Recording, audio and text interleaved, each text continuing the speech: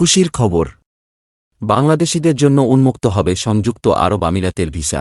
বিস্তারিত জানতে ভিডিওটি শেষ পর্যন্ত দেখুন।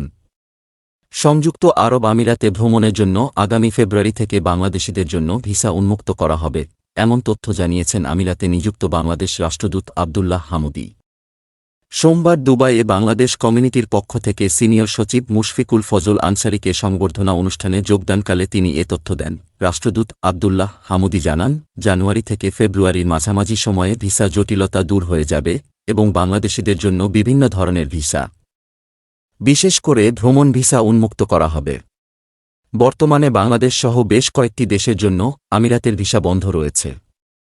তবে বাংলাদেশের জন্য এটি একটি গুরুত্বপূর্ণ অগ্রগতি হবে, কারণ সেখানে বাংলাদেশী সংখ্যা 12 লাখ ছাড়িয়েছে, যা অন্যান্য দেশের তুলনায় সর্বোচ্চ। সংবর্ধনা অনুষ্ঠানে রাষ্ট্রদূত মুশফিকুল ফজল আনসারী বলেন, আমিরাতে বাংলাদেশিদের শ্রমের অবদান অনস্বীকার্য।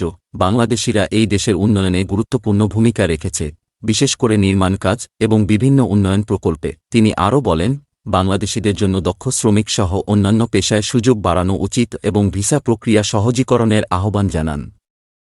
মুশফিকুল ফজল আনসারী আমিরাতের সঙ্গে বাংলাদেশের সম্পর্কের গুরুত্ব তুলে ধরে বলেন, আমিরাতের রাষ্ট্রপ্রধান বাংলাদেশের প্রতি তার সহযোগিতার হাত বাড়িয়েছেন এবং ভবিষ্যতে আরও দৃঢ় সম্পর্ক আশা করা হচ্ছে। এছাড়া অনুষ্ঠানে অন্যান্য অতিথির মধ্যে উপস্থিত ছিলেন ইঞ্জিনিয়ার মোয়াজ্জেম হোসেন, ড রেজা খান এবং দুবাইয়ের ভারপ্রাপ্ত কনসাল জেনারেল আশফাক হোসেন। এছাড়া সর্বশেষ 6 মাসের ব্যাংক স্টেটমেন্ট জমা দিতে হবে।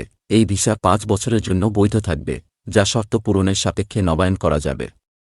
আবেদন প্রক্রিয়া আইসিপির অফিসিয়াল ওয়েবসাইট বা স্মার্ট অ্যাপের মাধ্যমে সম্পন্ন করা যাবে। অবসরপ্রাপ্ত বিদেশিদের জন্য আর্থিক নিরাপত্তা ও স্থিতিশীলতা নিশ্চিত করতে আমিরাত একটি বিশেষ প্রোগ্রামও চালু করেছে। অবসরপ্রাপ্ত ব্যক্তি, তাদের সঙ্গী এবং নির্ভরশীলরা 5 বছরের জন্য নবায়নযোগ্য ভিসার সুবিধা পাবেন। এই উদ্যোগের লক্ষ্য অবসরপ্রাপ্ত প্রবাসীদের জন্য আরামদায়ক